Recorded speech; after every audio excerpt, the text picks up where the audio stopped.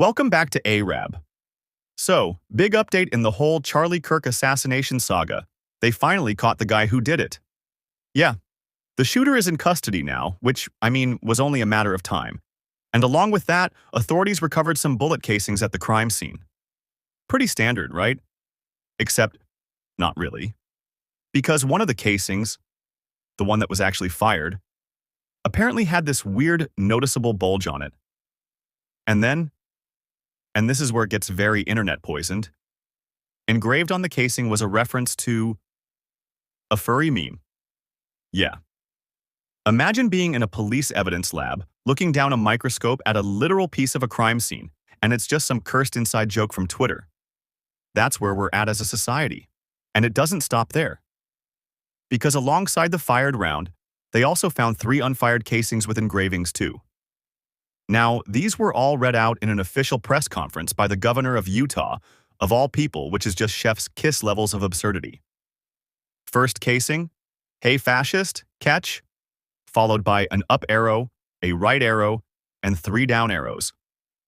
Now, if you're normal, that just sounds like someone failing to play Dance Dance Revolution. But if you're terminally online, you recognize it. That's literally the input combo from Helldivers to call in the Eagle 500-kilogram bomb. Yes, ladies and gentlemen, the governor of Utah had to stand at a podium, stare into a row of cameras, and essentially say out loud a Helldivers stratagem cheat code like it was some sacred political message. Naturally, r/Helldivers on Reddit immediately went into chaos mode. The sub got so much unwanted attention they had to lock it down temporarily, with the moderators putting out a statement that they do not condone what happened. Which is the funniest mod post you can imagine.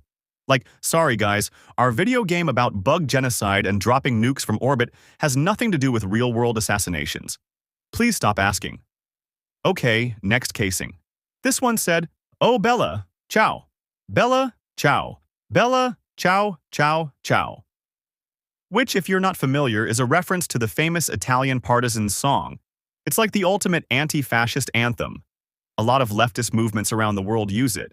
Which is wild, because again, the governor of Utah had to stand up there and essentially half-sing a communist marching song, dead serious, into a microphone, to a room full of journalists.